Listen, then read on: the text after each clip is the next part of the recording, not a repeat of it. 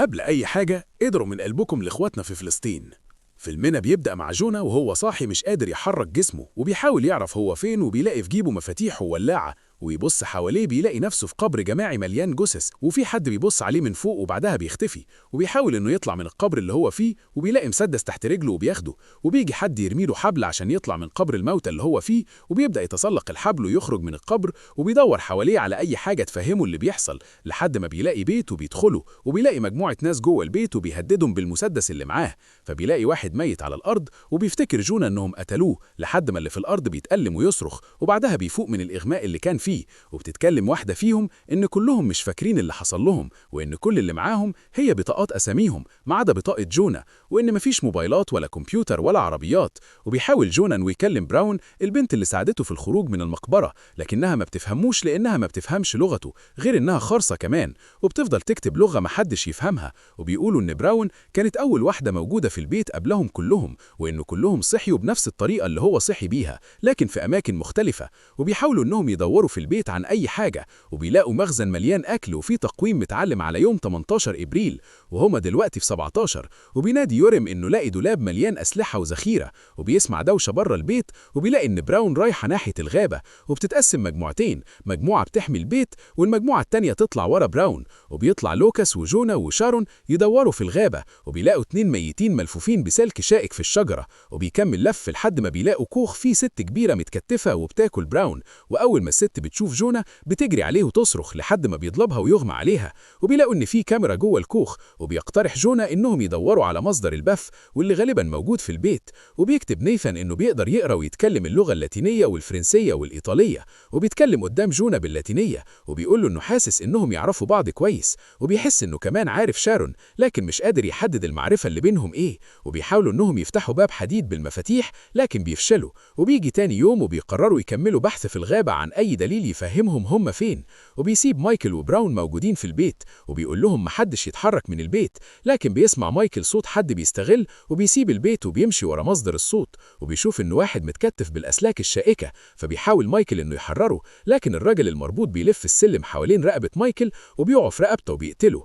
وفي الأثناء دي بيلاقي جونا عربيات مخفية تحت أغصان الشجر، وبيحاول إنهم يشغلوها، وبتدور لكنهم بيلاقي إن فيها كمية قليلة من البنزين ومش هتفيده بحاجة. وبيلاقي صورة بيكون كلهم متجمعين فيها ما عدا جونا، وده اللي بيخلي لوكاس يشك في جونا أكتر إنه مش منهم ولا يعرفوه. وبيقرروا إنهم يرجعوا للبيت تاني، لكنهم بيلاقوا براون جايه لهم جري وبتوريه اللي حصل لمايكل، وبيحاولوا إنهم ينقذوه لكنه بيموت بين إيدين شارون، وبيصرخ الراجل المربوط بالأسلاك. وبتجه جونا ذكريات مشوشة، وبيقرر يرجع للعربية ويدور في المكان على حاجة تساعدهم، وبتروح معاه شارون، وبيلاقوا مبنى مهجور مكتوب على أسواره رقم 18. وبتاخد شارون بالها إن في طفل موجود في المكان، وبيدوروا عليه وبيلاقوه، وبيكلم جونا ويقول له إنه لازم يبعد لأنهم جايين بكرة. وبيفضل الطفل مستخبي في مكان مقفول، وبيكون في نفس الوقت لوكاس بيعاني من صداع شديد في راسه، وبيفضل يتألم، وبيكون هيأذي براون لكنه بيهدى. وبيكون معاهم نيثان، وبيسألوا نيثان عن الست اللي موجودة في الكوخ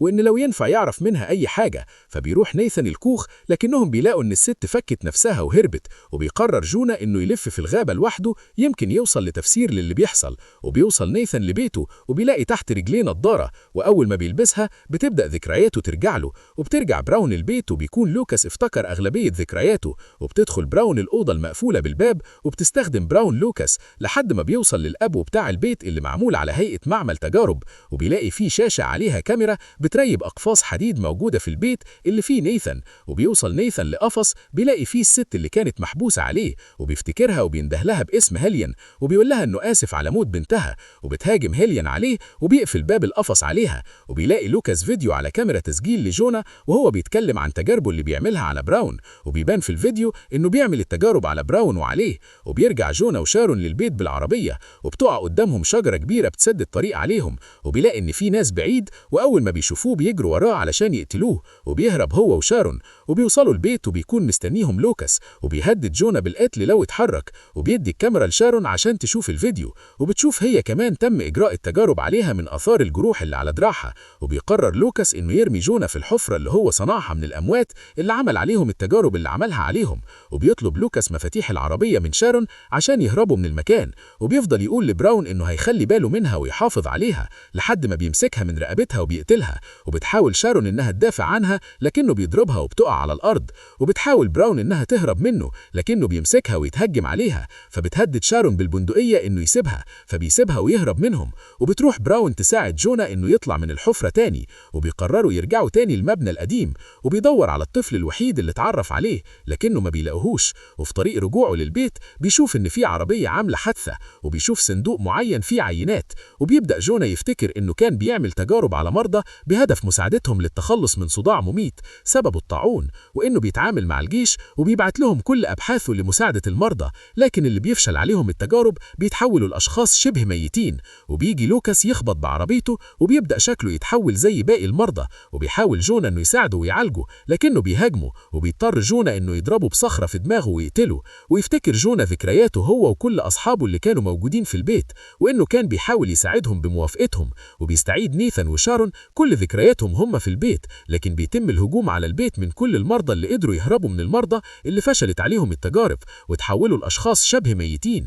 وبيجي يوم 18 وبيتم قتل كل الأشخاص الأحياء الموجودين في المنطقة من جنود الجيش، لكن بيطلع لهم نيثان لأنه فاكر إنهم جايين يساعدوه، لكنهم بيقتلوه هو كمان. وبيوصل جونا لشارون وبيحاولوا يهربوا قبل ما الجيش ياخد باله منهم ويقتلهم، لكن شارون بيتعرض للطعن من مريضة وبيقتلوا جونا. وبيحاول إنه ينقذ شارون وبينط في قبر الموتى، وبيفتكر جونا كل ذكرياته إن كل اللي كانوا معاه دول زمايله، وإنه استخدم على نفسه وعليهم حقن معينة عشان يبانوا قدام الجيش إنهم شبه ميتين وما يتمش التخلص منهم. لكن الدواء كان من آثاره الجانبية إنه بيعمل فقدان ذاكرة مؤقت، وده اللي حصل ليهم كلهم. وبتقول له شارون إنها كتبت له كل حاجة في الورقة دي وبتطلبه يقراها لما يفوق، وبيكون مكتوب فيها إن براون هي العلاج، وإن دمها محصن ضد المرض، وإنه لازم يحميها لأنها الملاذ الوحيد للبشرية للعلاج من الطاعون. وبيحقن نفسه شارون لما يفوقوا وبيفلتوا من جنود الجيش. وبيبدأ جونا قصته تاني وهو فاقد الذاكرة، وبتبدأ بمساعدة براون قصته من تاني وهو بيحاول يعالج الطاعون. أشوفكم في الفيلم الجاي.